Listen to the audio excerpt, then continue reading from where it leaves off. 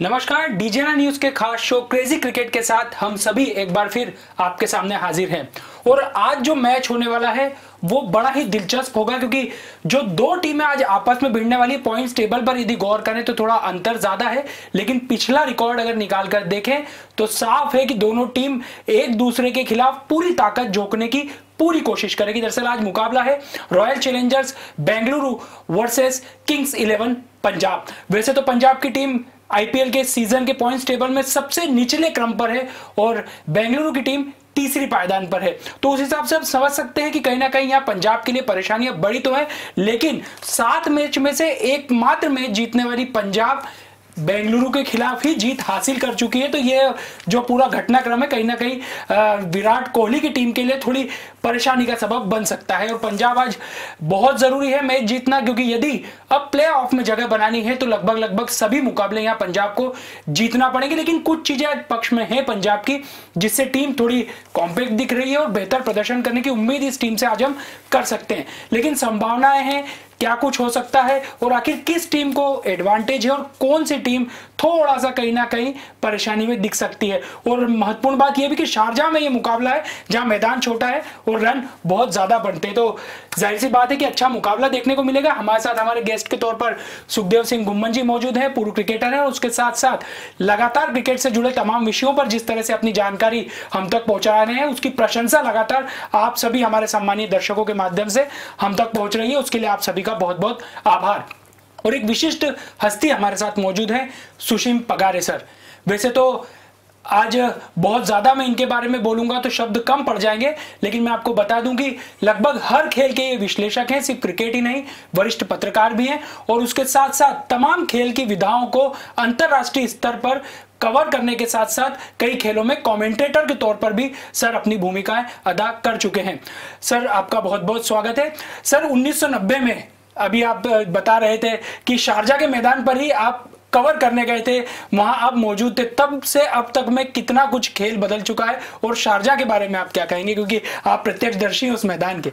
जी, Sharjah का मैदान बहुत ही अच्छा मैदान है और आपको याद होगा अब्दुल रहमान बुखातिर हुआ करते थे जिन्होंने क्रिकेट को अरेबिया में वो लेकर के गए और शारजाह को उन्होंने क्रिकेट का एक बहुत ही हॉट स्पॉट बना दिया था 90 के दशक के अंदर, और तमाम दुनिया के बड़े खिलाड़ी और टीमें सब वहाँ जा कर के क्रिकेट मैचेस खेलती थी और अरेबिया में क्रिकेट पहुँचाने का श्रेय एक तरह से अब्दुल रहमान बुखातिर को जाता है। तो शारजाह का जो स्टेडियम है मैंने प्रत्यक्ष तौर पर देख रखा है, वहाँ की पिच शुरू से ही देखा जाए तो बैटिंग पिच रहती है। ग्राउंड यद्यपि छोटा है पर फिर भी यदि गेंदबाजी अच्छी की जाए और उसका सपोर्ट फील्डिंग से अगर गेंदबाजों को मिले अच्छा तो विकेट निकाले जा सकते हैं। थोड़ी सी मैं एक और बात यहाँ पर कहना चाहूँगा कि शारजाह के पिच की जो मिट्टी है वो भारतीय मिट्टी है। जब अब्दुल रहमान बुखातिर ने क्रिकेट चालू किया था तो वो तो आपको पता है कि रेगिस्तानी इलाका है अरेबिया का पूरा इलाका, तो वहाँ पर मैदान को बनाया कैसे जाए तो भारत से मिट्टी इंपोर्ट की गई और पूरे मैदान में मिट्टी बिछाई गई और फिर घास उगाई गई। तो यह यानी एक दर्शकों के लिए जो आज के समय के क्रिकेट देखने वाले दर्शक हैं उन्हें यदि बताया जाए तो शारजाह के क्रिकेट की जो मिट्टी है वो भारतीय मिट्टी है और भारतीय मिट्टी पर आईपीएल की जो टीमें खेलेंगी वो दोनों भारतीय हमारी भूमि की हैं। देखिए आज का मैच निश्चित तौर पर रोमांचक होना चाहिए। यानी सर भारतीय माटी की खुशबू वहां पर भी कहीं ना कहीं जो हमारे खिलाड़ी है उनके उत्साह का संचार कर रही है। सर आज के मैच की तो बात करेंगे, कल चलते हैं, आपकी टीम जीत गई सर दिल्ली आखिरकार। बिल्कुल बिल्कुल, जैसा कि हमने कहा था कि एक कॉम्पैक्ट टीम है, उनका जो टीम कॉम्बिनेशन है बहुत अच्छा है, बहुत अच्छा क्रिकेट खेलते आ रहे हैं। पिछले मैच में मुंबई से हारे और मुझे लगता है कि जो गलती उन्होंने पिछली बार करी थी लगभग उसको इस मैच में फिर दोहरा रहे थे। ऑल्दो पहले 2 विकेट जल्दी गिर जाना, 2.5 ओवर में 10 रन पे आपके इनफॉर्म प्लेयर्स जो हैं वो आउट हो जाना और उसके बाद में 161 रन बनाना, मुझे लगता है कहीं ना कहीं जो गलती उन्होंने मुंबई के अगेंस्ट करी थी, स्लो बैटिंग करी थी, विकेट कल भी उनके पास हाथ में थे पर बैट्समैन जो है वो रन नहीं बना पा रहे थे। बिलो पार स्कोर था 161, बट मुझे कहना चाहिए कि जो उनकी बॉलिंग यूनिट दिल्ली की ने काम किया है कल तक हम ऐसा बोल रहे थे कि यहाँ जितनी विकेट है स्पिनर्स को असिस्ट कर रही हैं, और कल अगर आप देखेंगे तो दोनों टीम के जो फास्ट बॉलर्स थे उन्होंने फास्ट बॉलिंग डिस्प्ले किया, और कल ऐसा लगा कि फास्ट बॉलर्स के लिए ये विकेट हेल्प कर रही हैं, और ये फास्ट बॉलर जो हैं टॉप क्लास फास्ट बॉलर्स हैं। एंड्रिच नोर्तजा ने कल 156 किलोमीटर की स्पीड से बॉल डाला, सीजन जितने वो उसमें सबसे फास्टेस्ट बॉल डाला। और फास्ट करना एक अलग बात है, जो कंट्रोल था उसका, मतलब वो फुल लेंथ कर रहा था, यॉर्कर कर रहा था। उसके बाद में अगर आप रबाडा की बात करें, उन्होंने बहुत अच्छी बॉलिंग करी। उसके बाद में देशपांडे जो उनके नए बॉलर आए हैं, क्या उस बच्चे ने एक स्लॉग ओवर में, डेथ ओवर में, जहां पे बैट्समैन उनको मार रहा था, उस समय जो यॉर्कर्स जितने डाले हैं और जितने अच्छे यॉर्कर्स डाले हैं, बहुत इंप्रेस किया उसने आकर पहले मैच में कि इस तरह से बॉलिंग की जाती है डेथ ओवर में। कप्तान ने भरोसा किया उनके ऊपर, बहुत अच्छी बॉलिंग करी। जोफर आर्चर की उधर अगर आप बात करेंगे राजस्थान रॉयल की तरफ से, तो पहले दोनों विकेट उसने निकाले, अनप्लेबल था वो। पृथ्वी शॉ को इनफॉर्म बैट्समैन था, फर्स्ट ओवर की सेकंड बॉल के ऊपर इनसाइड एज लगी, बोल्ड मारा उसको, रेहाने को आउट किया उन्होंने। तो एक बार राजस्थान रॉयल ने पूरे मैच के ऊपर ग्रिप बना ली थी शुरू से ही, और देखा जाए तो लास्ट तक वो मैच जीतने की पोजीशन में थे। बट जैसे कि 2020 अनिश्चितताओं का गेम है क्रिकेट जो है, और डीसी के फास्ट बॉलर्स ने आके लास्ट के कुछ ओवर में अच्छी बॉलिंग करने के बाद 13 रन से वो मैच जिता दिया। सर एक बहुत सुनहरा दौर आपने देखा है, कई चीजें बदलती हुई भी देखी है। हम इस आईपीएल के माध्यम से देखते हैं कि ऐसा प्लेटफॉर्म मिला जहाँ पे यंगस्टर्स खासतौर पर भारतीय टीम के बेहतरीन तरीके से प्रदर्शन करते हैं, और आने वाले समय में हम एक बहुत अच्छे क्रिकेट की भारतीय टीम की तरफ से एक कल्पना कर सकते हैं। दिल्ली की हम बात करें सर, ऋषभ पंत की बात करें, श्रेयस अय्यर की बात करें, पृथ्वी शॉ की बात करें, और उसके साथ साथ संजू सैमसंग, भले ही वो आज राजस्थान से खेल रहे हो, लेकिन भारतीय टीम का सर, क्या सर आपको लगता है कि आने वाला जो समय है वो अब तक के दौर का सबसे बेस्ट सिलेक्शन हम यहाँ इस आईपीएल के माध्यम से दे सकते हैं? देखिए, आने वाला समय भारतीय क्रिकेट के लिए तो सुनहरा कहा ही जा सकता है। भारतीय क्रिकेट आज जिस मुकाम के ऊपर खड़ा है, कभी 80 के दशक में वेस्ट इंडीज थी उस मुकाम के ऊपर, 90 के दशक में एलन बॉर्डर और स्टीव वॉ ने ऑस्ट्रेलिया की टीम को खड़ा किया। अब हम देखते हैं कि सौरव गांगुली, महेंद्र सिंह धोनी और अब विराट कोहली ने वही काम कर रखा है जो कभी क्लाइव लॉयड ने किया था, स्टीव वॉ ने किया था। तो गोल्डन दशक में है भारतीय क्रिकेट, ये जो 2021 शुरू होगा, वैसे गोल्डन पीरियड शुरू हो चुका है, पर हम कह सकते हैं कि जिस तरह का टैलेंट आ रहा है, जिस तरह के भारतीय क्रिकेट में इंफ्रास्ट्रक्चर बन गया है, जिस तैयारी के साथ खिलाड़ी मैदान में आ रहे हैं, काफ़ी कम एज में अच्छी तैयारी के साथ मैदान में उतर रहे हैं, तो इसके लिए बीसीसीआई की भी प्रशंसा करनी होगी, स्टेट यूनिट्स की प्रशंसा करनी होगी, क्योंकि पूरे भारत के अंदर आप देखते हैं कि अब वैसा इंफ्रास्ट्रक्चर हो गया क्रिकेट का जो कभी ऑस्ट्रेलिया में हुआ करता था। तो भारत सुनहरे दौर में प्रवेश कर चुका है क्रिकेट के लिहाज से। अब यही बात है कि इसे बनाए रखना एक बहुत बड़ी बात होगी भारतीय बुलंदी पाना आसान है, लेकिन कायम रहना एक बड़ी बात होती है। सर लेकिन एक चूंकि आपका एक बहुत अध्ययन है, शोध है सर, T20 तक क्या क्रिकेट सिमटते जा रहा है? क्योंकि आपने लंबे समय तक क्रिकेट को करीब से देखा है। आज जो रन बनने वाले चौके छक्कों के से सीधे सीधे क्रिकेट की तुलना अब इन्हीं से होती है, जो एक पहले टेक्निक चलती थी उस पर आज थोड़ी कम बात होती है। जो क्या इसका असर ऐसा नहीं पड़ेगा कि टेस्ट और वनडे से थोड़ी दूरी बढ़ेगी T20 के लगातार होने से? नहीं, देखिए, जो युवा दर्शक हैं, जो आज के ज़माने के दर्शक हैं, 21वीं शताब्दी के क्रिकेट के जो दर्शक हैं, वह निश्चित तौर पर T20 क्रिकेट को फैंसी करते हैं, उसे लाइक करते हैं, उसे पसंद करते हैं। पर फिर भी बेसिकली क्रिकेट टेक्निक और टेम्परामेंट का खेल है। टेस्ट कोई सा भी स्तर का क्रिकेट हो, जहां तक मैं क्रिकेट को समझता हूं, टेस्ट मैच हो, वनडे हो या T20 क्रिकेट हो, आपके पास टेक्निक तो होना ही चाहिए। जैसा कि घुम्मन साहब बता रहे थे कि कल जोफ्रा आर्चर अनप्लेएबल थे, पर जिस बल्लेबाज के पास टेक्निक अच्छी थी, शिखर धवन, जो टेम्परामेंटली भी अच्छे हैं और टेक्निकली भी साउंड है, तो वो जोफ्रा आर्चर को खेल गए, टीम को निकाल करके ले गए, पार्टनरशिप बिल्ड कर ली दबाव में आने के बाद भी। तो T20 क्रिकेट में ऐसा नहीं है कि आप केवल जाकर के मार दें इधर उधर और कुछ भी खेल करके।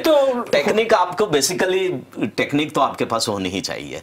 उसके बाद आप मैदान में जब पिच के ऊपर जम जाते हैं, 2-1 ओवर के बाद आपकी आईसाइट सेट हो जाती है, तो आप फिर लिबर्टी लेते हैं, आप इम्प्रोवाइज करते हैं, आप रिवर्स स्वीप मारने लगते हैं, आप इस तरह के प्रयोग कर सकते हैं। पर फिर भी मैं जहां तक क्रिकेट को समझता हूं, जो क्रिकेट को मैंने देखा है, तकनीक होना चाहिए आपके पास, टेम्परामेंट भी उतना ही ज़रूरी है, क्योंकि आप देखें इस आईपीएल में हमने देखा है कि कई बड़े नाम हमें फेड होते हुए दिख रहे हैं। धोनी का फॉर्म बड़ी चर्चा का विषय है, उनका नीचे बैटिंग ऑर्डर में आना भी बड़ी विवाद का विषय बन चुका है इस आईपीएल को देखा जाए। तो नए खिलाड़ी जिस तरह से इस स्टेज पे आके परफॉर्मेंस दे रहे हैं, वह क्रिकेट के लिहाज से भी अच्छा है, भारतीय क्रिकेट के लिहाज से और अच्छा है। सर फैंसी क्रिकेट की हम बात करते हैं तो उसका एक आपको आज कौन से ऐसे खिलाड़ी दिखाई देते हैं जो तीनों फॉर्मेट के लिए अपने आप को तैयार पाते हैं, या लगता है कि ये तीनों फॉर्मेट में बेहतर कर सकते हैं ये अभी इस आईपीएल के सीजन में? क्योंकि इस पर चर्चा नहीं हो रही, लेकिन मुझे लगता है क्योंकि अब एक ऐसा दौर है सर कि जब कोई भी टीम है अलग अलग फॉर्मेट के लिए अलग अलग टीमें बनाकर रखती है। ऑस्ट्रेलिया ने इसकी शुरुआत की थी, भारत भी लगभग उसी परिपाटी पर अब काम करने की तैयारी में सर। तो कौन से खिलाड़ी हैं जो आपको लगता है टेस्ट के लिए भी उनका टेम्परामेंट अच्छा हो सकता है, टेक्निकली साउंड है, और उसके साथ साथ वनडे में भी वो बेहतर प्रदर्शन कर सकते हैं? देखिए, जैसे सुशील जी ने कहा कि क्रिकेट खेलने के लिए, उस विकेट पे जाने के लिए आपको टेम्परामेंट, टेक्निक दोनों की बहुत ज़रूरत है। और बिना टेम्परामेंट, बिना टेक्निक के आप क्रिकेट नहीं खेल सकते हैं, क्योंकि आज क्रिकेट उस लेवल पे जा चुकी है जहां वीडियो एनालिस्ट के थ्रू आपकी हर वीकनेस सामने वाले को पता है कि आप क्या खेलते हो, कैसे खेलते हो। एक मैच, दो मैच में आपको वो पकड़ लेते हैं, आपकी वीकनेस क्या है, उस वीकनेस पे आपको खिलाने तो आप खेल ही नहीं सकते हो। जहां तक आप बात करें कि अलग अलग टीम बनाने की, ये पहले हुआ करता था कि जब ये वनडे आया, पहले 60 ओवरों में खेला जाता था, फिर 50 ओवर में खेलने लग गए हम लोग। उसके बाद में 2020 आ गया कि हम 20 ओवर्स खेलेंगे। तो अगर आप हमारे भी यहाँ पर देखेंगे तो पहले ऐसे कुछ प्लेयर हमने आइडेंटिफाई कर रखे थे कि ठीक है भाई, तुम तो सिर्फ टेस्ट मैच खेलोगे। आज मयंक अग्रवाल की बात करें तो उसको हमने as a test match player रखा हुआ था।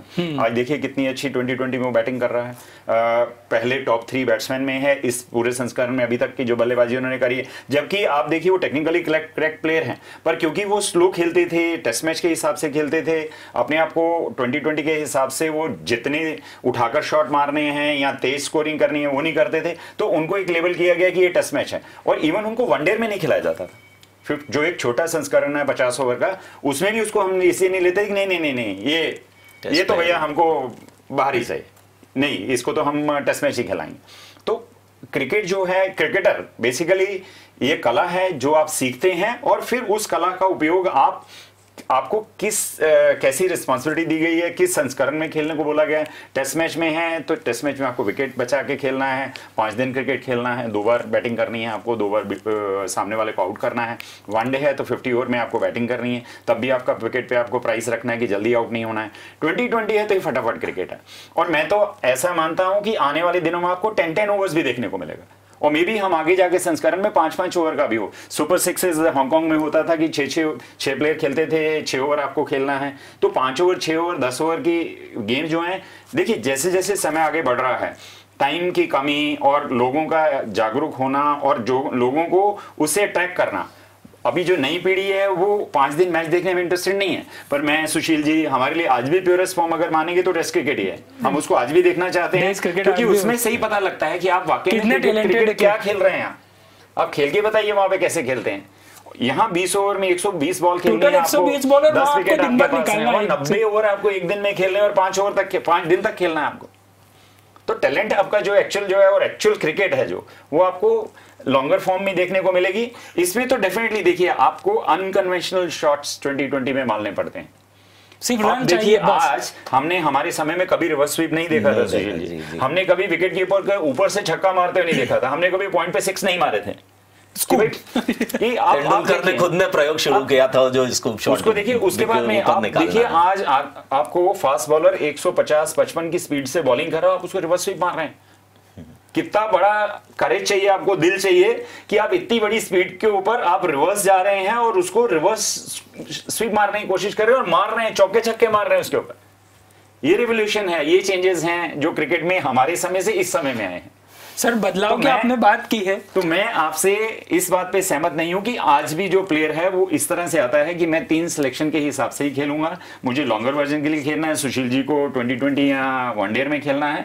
जो भी बच्चे तैयार हो रहे हैं, जितनी भी हमारे पास में टेक्निक्स हैं, जितने हमारे पास कोचेज हैं, उन सबके साथ में उन सबको जो आज सिखाया जाता है वो यही सिखाया जाता है, नीड ऑफ द आवर। आपको क्या जरूरत है, कौन से वर्जन में खेल रहे हैं, एक ही प्लेयर को तीनों फॉर्मेट में खेलना है। और लगभग मान के चलिए 95% प्लेयर जितनी भी टीमों में हैं वो तीनों संस्करण में खेलते हैं।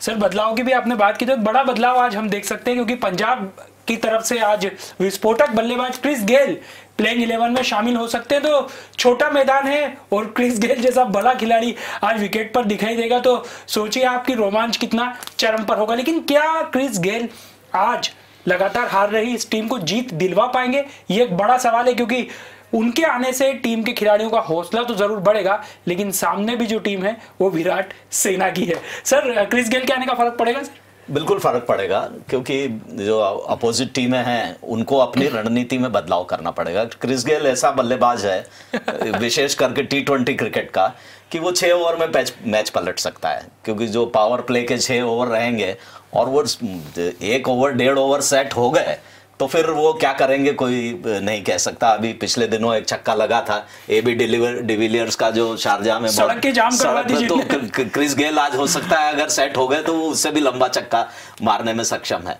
तो क्रिस गेल को अगर अपोजिशन टीम देखती है कि वो टीम में है तो अपनी रणनीति में उन्हें बदलाव करना पड़ेगा। देखना पड़ेगा कि उन्होंने खास करके उन्हें फ्रंट फुट पे ना आने दिया जाए, शॉर्ट बॉल ना दी जाए ताकि वो बैक फुट पर जाकर पुल कर सकें, जो बहुत ही बेहतरीन करते हैं। कट करने के लिए उन्हें मौका नहीं देना चाहिए, क्योंकि वो कट भी बहुत अच्छा करते हैं बैक फुट पर जाकर। तो उन्हें जस्ट शॉर्ट गेंदें खिलाई जाए और उन्हें विकेट टू विकेट गेंद अगर डाली जाए, उन्हें हाथ खोलने से रोका जाए, तो क्रिस गेल ऐसा नहीं है, उन्हें कंटेन किया जा सकता है।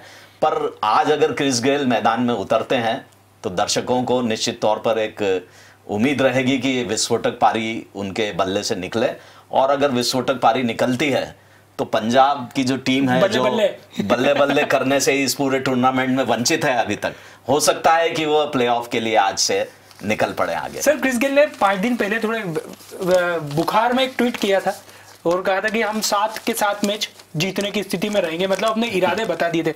लेकिन सर, एक दिक्कत जाएगी कि आखिर क्रिस गेल का उपयोग किस नंबर पर किया जाए, क्योंकि यहाँ ओपनिंग करवाई जाती है तो KL राहुल और मयंक अग्रवाल, भले टीम ये हार रही हो लेकिन पूरे टूर्नामेंट के सबसे सफल ओपनिंग पेयर यही है। तो ये थोड़ा सा यहाँ पर संशय की स्थिति रहेगी। क्या सोचते हैं कप्तान इस बारे में? क्या बिल्कुल ठीक बात है। KL राहुल कैप्टन है और ओपनिंग भी करते हैं, वो वन डाउन भी इंडिया के लिए खेल चुके हैं, तो वो he is appropriate batsman for one down also. मुझे ऐसा लगता है कि क्रिस गेल को आज ड्राफ्ट किया जाएगा और उसके साथ साथ में मयंक अग्रवाल और क्रिस गेल से ओपनिंग कराई जाएगी और वन डाउन KL राहुल को आना चाहिए। और क्रिस गेल जो है वो RCB ही पहले खेलता था, तो उसको RCB टीम के बारे में पता है कि वो कैसा है, तो वो एक नॉन अपोनेंट के साथ में आज खेलेंगे। ऑल्दो वो थोड़े रस्टी हो सकते हैं कि CPL में वो नहीं खेले हैं, अभी भी इस टूर्नामेंट में नहीं खेले। और थर्ड, एक और थोड़ा सा डिसएडवांटेज उनके अगेंस्ट जा सकता है कि अब जो शारजा का विकेट है इतने मैच खेलने के बाद में, पहले वो बेल्टर था कि उसके ऊपर इतने 228 रन बने, 226 बने, उससे पीछे आप देखिए तो 180 रन बने, 184 रन बने, 190 रन बने। जैसे जैसे समय बढ़ता जा रहा है, विकेट और यूज हो रही हैं, प्रिपेयर प्रॉपर नहीं हो पा रही हैं और विकेट पे बॉल रुक कर आ रहा है, स्लो आ रहा है। पिछली बार भी मैच हमने देखा कि सेकेंड बैटिंग में RCB लगभग ऑलमोस्ट 95 रन से जीती। बहुत बड़ा स्कोर था, डिफेंस था जीत का, और सिर्फ इसलिए कि बॉल जैसे जैसे विकेट के ऊपर ओवर होते जाते हैं वो वेयर एंड टेयर होती जाती है, तो बॉल बैट पे नहीं आती है, कम आती है। वो एक स्ट्रोक प्लेयर के लिए जो है वो डिफिकल्ट टास्क है कि आप मारकर खेलते हैं, बॉल अगर आपके बैट पे आएगी तो उतनी दूर जाएगी। क्रिस गेल एक बहुत अटैकिंग बैट्समैन है, उसको अगर आप सोचेंगे वो रुक कर खेलेगा तो मुझे लगता नहीं कि उसकी वो गेम है, और इसलिए उसको आज ड्राफ्ट किया जा रहा है। उनको लाया इसलिए जा रहा है कि हमको आपसे अच्छी शुरुआत चाहिए और अच्छे रन चाहिए, बड़े प्लेयर हैं आप, आपका नाम है 2020 में, तो आइए आज आप आकर दिखाइए, हमें जरूरत है, हमें जीतना है। और आज मैं उसके बिना भी अगर बात करूं तो मुझे पेपर के ऊपर किंग्स 11 पंजाब ज्यादा बेटर दिख रही है आज क्रिस गेल के आने के बाद में। उनका मिडिल ऑर्डर अगर आप देखें तो बहुत अच्छा है। उनकी डेथ ओवर की जो बॉलिंग थी वो अर्शदीप के आने के बाद में सॉल्व हो चुकी है। पिछले हमने 2 मैचेस में देखे तो उसने बहुत अच्छी बॉलिंग करी है। फिर भी मुझे ऐसा लगता है कि अगर किंग्स 11 पंजाब अपना डेथ ओवर बॉलिंग के पकड़ बना लेती है और वो जितने रन खा रही थी 70, 80, 90 रन 5 ओवरों में खा रहे थे, अगर वो उस पर कंट्रोल कर लेती है तो हमें बहुत अच्छा मैच देखने मिलेगा। और ये बहुत बड़ी बात नहीं होगी कि अगर किंग्स 11 टॉस जीतकर बैटिंग करता है तो हमें आज नतीजा कुछ और ही देखने को मिले। सर, कितना विराट कोहली के लिए भी चुनौती होगा क्रिस गेल को रोकना? क्या आज हम शुरुआती ओवर में यजुवेंद्र चहल और वाशिंगटन सुंदर को देख सकते हैं अगर पहले बल्लेबाजी कर रहे हैं? देखिए, यजुवेंद्र चहल, वाशिंगटन सुंदर अच्छी गेंदबाजी कर रहे हैं और उनमें टैलेंट है और वो कंटेन करने की क्षमता है उनमें, पर फिर भी देखिए क्रिस गेल एक ऐसे बल्लेबाज हैं कि वो जिस दिन वो चल निकलते हैं तो फिर दुनिया के किसी भी बड़े गेंदबाज की वो बखिया उधेड़ सकते हैं। तो निश्चित तौर पर विराट कोहली के दिमाग में उनको लेकर के योजना होगी, गेंदबाजों को उन्होंने होमवर्क कराया होगा और बताया होगा कि उन्हें किस कॉरिडोर में उन्हें गेंद डालनी है, और अगर गेंदबाज उस कॉरिडोर में गेंद डालने में सफल रहे तो क्रिस गेल ऐसे बल्लेबाज हैं कि वो बहुत जल्दी फ्रस्ट्रेट होकर के अपना विकेट भी थ्रो कर देते हैं।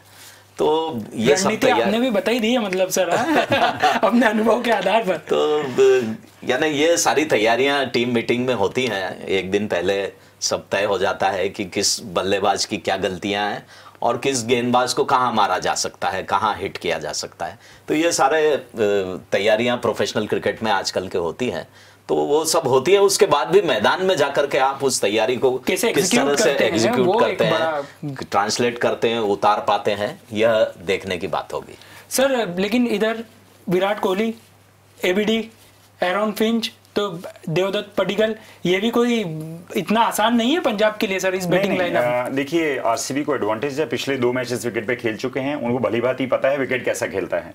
पंजाब को आकर इन नई कंडीशन में अपने आप को अडेप्ट करना, बनाना उनके लिए मुश्किल रहेगा। बट अगर हम इसी टूर्नामेंट में देखें तो पंजाब उनको 97 रन से पहला मैच हारा चुके हैं। एकमात्र मैच जो जीती है वो आरसीबी के अगेंस्ट जीती है। तो देखिए आपका हौसला बहुत ऊपर रहता है जब आप किसी अपोनेंट से पिछला मैच जीत चुके हो। और 97 रन से 2020 आप इमेजिन ही नहीं कर सकते हैं कि 97 रन से किसी दो सिमिलर टीमों के बीच में अब देखें तो आरसीबी और किंग्स 11 पंजाब को अगर हम उस दिन भी पेपर पे देखते तो मुझे आरसीबी तब भी बेटर दिख रही थी इनसे। उस बेटर टीम को 97 रन से हरा। आप 2020 में 5 रन, 10 रन, 15 रन, 20 रन ऐसा समझ सकते हैं कि ये जीत हो सकती है, बट आप ऐसा नहीं सोच सकते हैं कि 97 रन से कोई टीम हार सकती है। इसका मतलब है कि पंजाब ने उस दिन बहुत अच्छी परफॉर्मेंस करी थी, बहुत अच्छी बैटिंग करी थी केएल राहुल ने, मयंक अग्रवाल ने, और इसी जोड़ी से और बाकी बैट्समैन से आज वैसी ही उम्मीद है कि आज फिर अच्छी बल्लेबाजी करेंगे। जहां तक हम आरसीबी की बल्लेबाजों की बात करेंगे तो उनके चारों टॉप बैट्समैन जो फॉर्म में हैं। एरन फिंच ने पिछली बार रन बनाए हैं, 45-40 रन बनाए। पडिक्कल 350 मार चुके हैं। पिछले मैच में उन्होंने 32-33 रन बनाए थे। विराट पिछली 3 इनिंग बहुत अच्छी खेल चुके हैं, पहले एक 50 किया, फिर एक 90 किया, अब पिछले मैच में 33 रन नॉट आउट बनाए, 90 में भी नॉट आउट रहे थे वो। तो एक कॉन्फिडेंस उनके बल्लेबाजों में जो है। एबी डिविलियर ने पिछले 33 बॉलों के ऊपर 77 रन बनाए थे। तो उनकी बैटिंग जो इतनी कॉन्फिडेंस और जो बॉलिंग है, और सबसे बड़ा एडवांटेज उनके पास आज जो है 2 मैच इस विकेट पे खेलना, उनको जीतना, दोनों मैच खेल के जीत चुके हैं। तो हमारे लिए आज क्रिकेट बहुत अच्छा देखने को मिलेगा। छोटा ग्राउंड है, जो भी टीम पहले बैटिंग करेगी एडवांटेज उसको रहेगा, क्योंकि उसके साथ साथ सेकंड वाले को जितने भी रन आप बनाएंगे उसको चेस करने हैं सेकंड टीम को। तो we are in for a good cricket today. Sir favourite teams बता देते आप तो फिर छोटा सा एक सवाल कल को लेकर भी हो जाता। आज के मैच की जी मेरी तो कोहली की टीम आरसीबी। सर आपकी? मैं तो सुशील जी के साथ बिल्कुल जाऊंगा मतलब मैं पंजाब के साथ में अपने आप, क्योंकि कोहली की टीम ने जिस हिसाब से फॉर्म पकड़ा है ऑफ लेट इस टूर्नामेंट में 20-25 मैचों के बाद, तो ऐसा लग रहा है कि मुझे वो पोटेंशियल विनर इस आईपीएल के एक समझ दिख रही है, वो हो सकते हैं। पर हमारी टीम में भी आज सर क्रिस गेल है।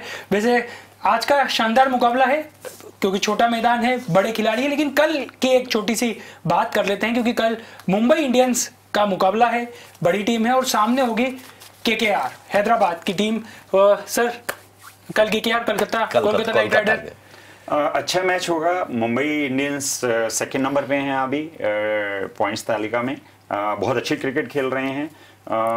उनके पास में जो मिडिल ऑर्डर है बहुत हार्ड हिटिंग है, टॉप ऑर्डर बैट्समैन सीनियर हैं, इंटरनेशनल क्रिकेट खेलते हैं, क्विंटन डिकॉक हैं, रोहित शर्मा हैं।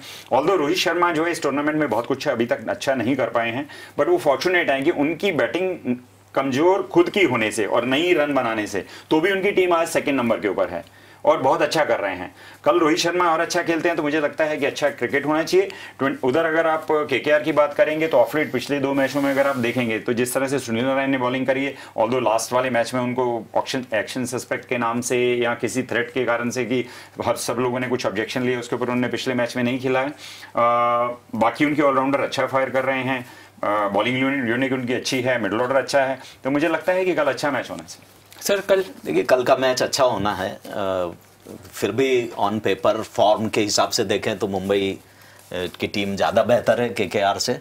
दिनेश कार्तिक की कैप्टनशिप भी इस टूर्नामेंट में अभी तक वैसी देखने को नहीं मिली कि जैसा उन्होंने कोई टीम को, गौतम गंभीर के जो नेतृत्व में केकेआर की टीम हुआ करती थी, तो वो बात इस बार केकेआर में देखने को नहीं मिल रही है। थोड़ा फॉर्म उनके साथ नहीं है और उन्हें निश्चित तौर पर इम्प्रूव करना पड़ेगा अपने क्रिकेट को अगर केकेआर को इस टूर्नामेंट में बने रहना है, नहीं तो मुंबई इंडियंस निकल जाएगी कल के मैच में, ऐसी नज़र आती है बात संभव। मैं सुशील जी के साथ ये भी ऐड करना चाहूँगा कि गंभीर ओपनिंग बैटिंग करते थे, अच्छी कैप्टनसी कर रहे थे।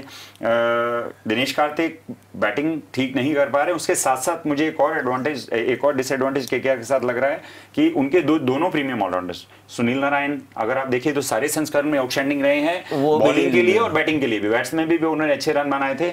रसल रॉनर की बात करें तो वो आकर इतने रन उन्होंने बनाए पिछले सब टूर्नामेंट में, वो अच्छे रन नहीं बना पा रहे हैं। तो ये दो फैक्टर और दिनेश कार्तिक की बैटिंग जो है, अगर ये तीनों क्लिक करते हैं तो मुझे लगता है केकेआर भी फिर आगे और बेटर कर सकती है। सुखदेव सर, बहुत बहुत धन्यवाद आपका तमाम बातचीत के लिए, और सुशील सर खास तौर पर आपका बहुत बहुत शुक्रिया अपना कीमती समय हमारे शो के लिए देने के लिए। और मैं आपसे निवेदन भी करूंगा कि इसी तरह आप शो में आते रहिए और हमारा नॉलेज बढ़ाते रहिए, हमारे दर्शकों को तमाम क्रिकेट के दिलचस्प पहलुओं पर आप प्रकाश डालते रहिए। तो अब से बस कुछ ही देर में मुकाबला शुरू होने वाला है और पंजाब की टीम में आज क्रिस गेल की वापसी हुई है, यानी ताकत मिली है पंजाब की टीम को। और दूसरी तरफ टेक्निकली साउंड जो बल्लेबाज हैं उनकी टीम मैदान में, क्योंकि Virat Kohli, AB de Villiers, Aaron Finch, Devdutt Padikkal, तो इतना आसान नहीं होगा पंजाब के लिए। लेकिन कुल मिलाकर आज इस छोटे मैदान पर बड़े खिलाड़ियों के बीच एक शानदार प्रतिद्वंदिता हमें देखने को मिलेगी। कल फिर मुलाकात करते हैं, कल भी एक खास मुकाबला है। मिलते हैं कल 6:30 बजे। आप बने रहिए डीजे न्यूज के साथ। फिलहाल इजाजत दीजिए, बाय बाय।